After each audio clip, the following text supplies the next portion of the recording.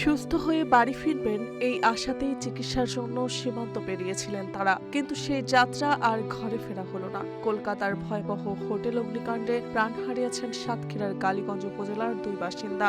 এখন স্বজনদের একটাই আকুতি, প্রিয়জনদের মরদেহ যেন দ্রুত দেশে ফিরিয়ে আনা হয়।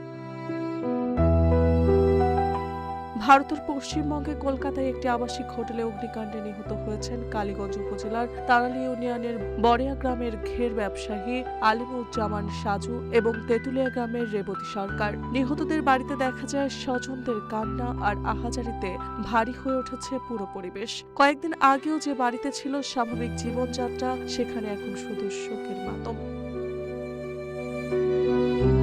সাহেব সর্দার জানান, 5 থেকে 6 দিন আগে চিকিৎসার জন্য ভারতে যান তার ভাই। টেলিভিশনে কলকাতার অগ্নিকাণ্ডের খবর দেখে উদ্বিগ্ন হয়ে পড়েন তারা। পরে আত্মীয় স্বজনের মাধ্যমে মরদেহ শনাক্ত হওয়ার পর নিশ্চিত হন ছোট ভাই আর ফিরবেন না। কান্নাজড়িত কণ্ঠে তিনি বলেন, সরকারের কাছে একটাই অনুরোধ, আমার ভাইয়ের মরদেহ দ্রুত দেশে ফিরিয়ে দিন, শেষবারের মতো তাকে দেখতে চাই। সে 5-6 দিন আগে চিকিৎসার জন্য কলকাতা যায় চেক আপের জন্য, কিন্তু হঠাৎ টিভিতে দেখতে পারি যে একটা হোটেলে আগুন ধরছে। পরে জানতে পারি যে ও মারা গেছে, এবং আমার এক আত্মীয় ওখানে গিয়েছিল, গিয়ে ছবি বলেন আর এর সাথে মিল হওয়ার পরে আমাদেরও জানায় যে হ্যাঁ মারা গেছে।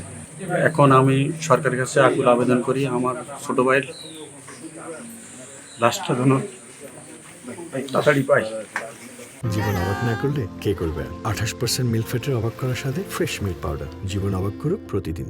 শৈশবের বন্ধু রফিকুল ইসলামও শোকে ভেঙে পড়েছেন। তিনি বলেন, একসঙ্গে বেড়ে ওঠা বন্ধুর এমন মৃত্যু কোনোভাবেই মেনে নেওয়া যাচ্ছে না। অন্তত শেষ বিদায় জানানোর সুযোগ চান তিনি।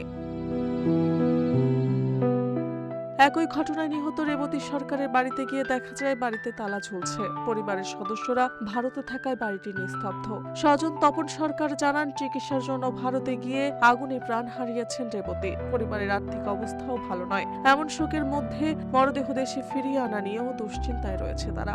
স্বামী হোসেনের মানে ভাটা ক্ষেত্র দিন মজুর মতো এই কাজ করতে, আর জমি জায়গাও কিছু নেই। এই যেটুকু এই 2 ভাইয়ের এই জমি জায়গা, এই বাড়িটা কোনো রকম কষ্ট করে তৈরি করেছিল থাকার জন্য। এই ছাড়া তাদের এমনি কোনো আর্থিক অবস্থা নেই, বরং আরও ঋণ দেনা টুকটাক আছে। আমরা জানতে পেরেছি কালকে রাত 9টার সময়, আমি জানতে পেরেছি। আমার বন্ধু এসে বলতেছে তোর বৌদি কিন্তু মারা গেছে। পরবর্তীতে আমি যখন দাদা ছেলের কাছে ফোন করেছি, তা বলতেছে হ্যাঁ আমার মা মারা গেছে। বৌদি একা গিয়েছিল, ছেলে মেয়ে ছিল ওখানে, আর বৌদির আত্মীয় স্বজন আছে, আমাদের ওখানে আত্মীয় স্বজন আছে, বৌদির আমার জ্যাঠা জেঠিও ওখানে আছে। এইভাবে সেখানে সাতক্ষীরার জেলা প্রশাসক মিস কাউসার আজিজ জানিয়েছে, ভারতের হাই কমিশনারের সঙ্গে যোগাযোগ করে মরদেহ দ্রুত দেশে পাঠানোর ব্যবস্থা করা হচ্ছে। সংশ্লিষ্ট উপজেলা প্রশাসন ও নিহতদের পরিবারের সঙ্গে সার্বক্ষণিক যোগাযোগ রাখছে। চিকিৎসার আশায় শুরু হওয়া যাত্রা শেষ হয়েছে এক মর্মান্তিক ট্র্যাজেডিতে।